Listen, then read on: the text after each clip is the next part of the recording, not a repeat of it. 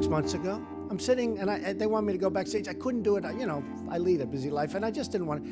But I like Neil Young. So I'm at this concert in New York, and Neil Young calls the next day. It's sort of funny. You think of Neil Young, it's great. Now I get a call. There's a man named Neil Young on the phone. I said, who's Neil Young? Isn't that funny?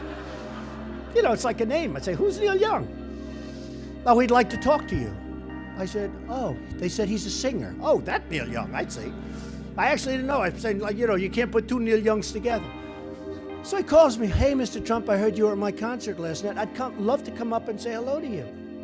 I said, all right, because I don't think he does this. I said, do you ever do this? He said, I never do this. I said, well, I'm greatly honored. Come up. He comes up to Trump Tower a number of months ago, and he tried to raise money. He won like $5 million from me. In the light of the public feud between Neil Young and Spotify, many people are leaving the music platform, citing its contract with podcaster Joe Rogan and his platforming of COVID misinformation, coupled with the extremely low royalty rates paid to artists. While the mass exodus of consumers and artists makes for great culture war headlines, it obfuscates a larger issue with the passive way we consume music and the monopoly control over what you hear and how you hear it. With streaming platforms such as Spotify being one of the main ways for new artists to get heard and attempt to break through for mainstream success, how can they compete against major record label capital and an oversaturated marketplace that releases 60,000 songs per day on average?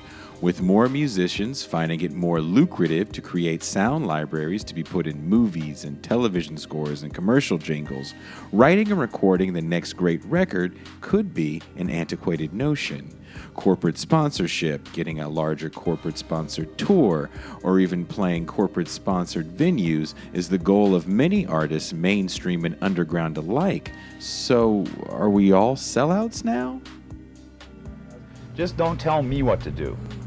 A lot of people worry about selling records, though. I don't care if I sell any records. I've already sold a lot of records. I sold a lot of records. What do I sell? More records. Fantastic! Who cares?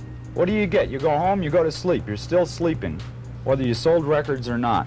You walk around, you got all the stuff you got in your life. Selling records is like, I can't say what it's like. Not satisfying. It's not satisfying. Playing in front of people is satisfying. Seeing the people getting off and watching the people move and watching them become like a mass that moves, where everybody's together and they're all getting off and nobody's thinking about how cool they are. Everybody's in it together. That's rock and roll. That's what I'm here for. Thank you for watching. Please don't forget to hit like and subscribe on your way out. You can catch the live stream of This Is Revolution every Tuesday through Thursday at 6 p.m. Pacific Time and Saturday, 9 a.m. Pacific Time. This is Revolution.